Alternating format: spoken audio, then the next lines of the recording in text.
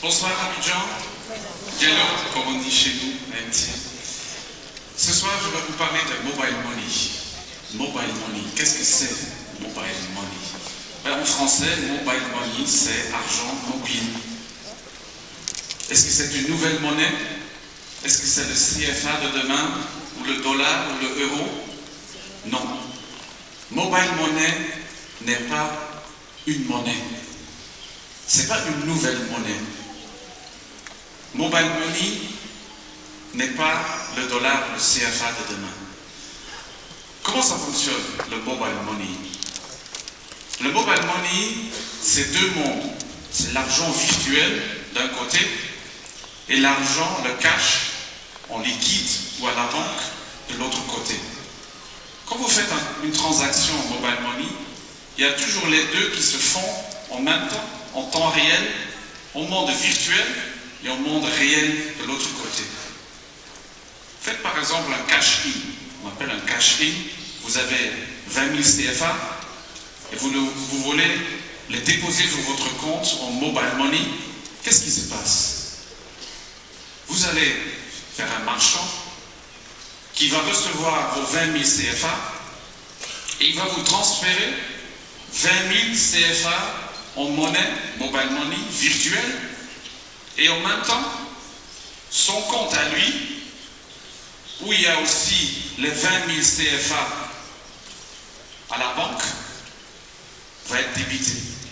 À ce moment-là, il a 20 000 CFA dans sa poche, les 20 000 CFA que vous lui avez donné, et sur son compte virtuel, si au début il avait 100 000, il lui reste 80 000. Alors nous ne sommes pas créateurs de l'argent. Nous n'inventons pas une nouvelle monnaie. Non, nous faisons juste des transactions. Des transactions dans un monde virtuel qui en même temps est compensé par les mêmes transactions au niveau du cash, au niveau du banque. Alors pourquoi, en très peu de temps, surtout dans notre continent, l'Afrique, le mobile money a connu un tel succès? Pour parler du succès de l'un, je me permets, même s'il y a peut-être beaucoup de banquiers dans la salle, de parler de l'échec ou un petit échec des autres. Et les autres, c'est les banques. Oui, une des raisons du succès de mobile money, c'est aussi l'échec un peu des banques. Pourquoi? Aujourd'hui, il y a 5 ou 10% de la population en Côte d'Ivoire, de façon générale en Afrique, qui ont un compte en banque. Par contre, il y a presque 100% de la population qui a un téléphone mobile. Pourquoi les banques n'ont pas réussi à faire ce que les opérateurs de téléphonie sont en train de faire dans ce monde de mobile money? Vous savez que la plus grande banque en Côte d'Ivoire, je ne vais pas nommer le nom, a 120 agences. 120 en 50 ans d'existence. Maintenant, si vous voulez faire une transaction chez eux, depuis hier à midi jusqu'à mardi matin, ce ne sera pas possible. Parce que c'est dimanche, c'est Pentecôte, ça ouvre mardi à 9h.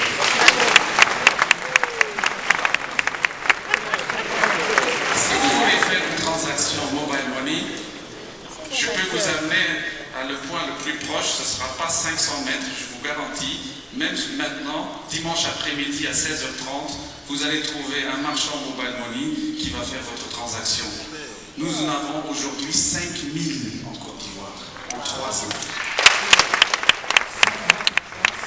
En 50 ans, qui doivent vivre sur le rythme des horreurs ou des horaires, pardon, c'est parfois aussi des horaires. Le mobile money n'a pas ce problème. Parce que nous nous sommes réinventés à travers une expérience dans la téléphonie mobile qu'on maîtrise bien. C'est de la distribution. À tout moment donné, partout, à Abidjan, l'intérieur du pays, presque 24 heures sur 24, vous pouvez acheter du crédit. Et c'est ce même modèle que nous avons reproduit au niveau de mobile money avec nos marchands. c'est la simplicité et la disponibilité du service qui a fait le succès qu'il est aujourd'hui. Mais ce n'est pas la seule raison. Pour ouvrir un compte en banque, il y a jusqu'à maintenant encore des pays qui vous demandent pas uniquement une facture d'électricité, mais aussi une facture de téléphone fixe. Qui aujourd'hui a encore un téléphone fixe? Si vous ne l'avez pas, je suis désolé, vous ne pouvez pas ouvrir un compte en banque. Par contre, Mobile Money, vous vous faites identifier correctement, selon les règles du jeu, une pièce d'identité. On prend la photocopie, on note qui vous êtes, et dans les 5 minutes qui suivent, vous pouvez commencer à entrer dans le monde de finance. Parce que c'est ça, Mobile Money. C'est la démocratisation de l'accès aux services financiers qui, pendant des années et des années, ont été le privilège, presque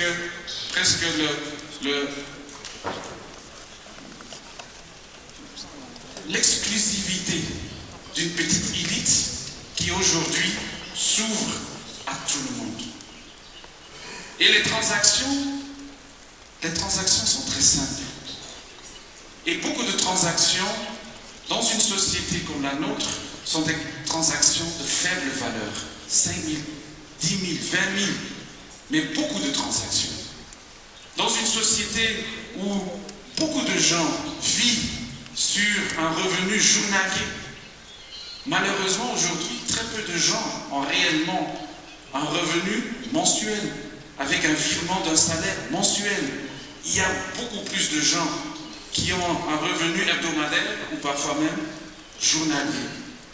Alors il y a beaucoup de transactions de cash, 1000 francs, 2000 francs, 5000 francs, et beaucoup de transactions.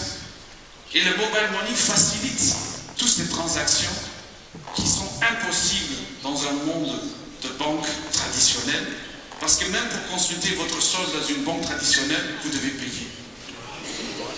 Chez nous, c'est juste un code USSD et vous avez le solde. Alors c'est la facilité et la disponibilité qui a fait le succès de Mobile Money aujourd'hui, en Afrique et aussi largement en Côte d'Ivoire. Mais le Mobile Money d'aujourd'hui n'est qu'au début. Ce n'est que le début. Qu'est-ce qui va se passer demain? Où est-ce que nous allons avec Mobile Money dans le futur? Aujourd'hui, nous avons 3-4 millions d'Ivoiriens qui utilisent Mobile Money sur une base journalière.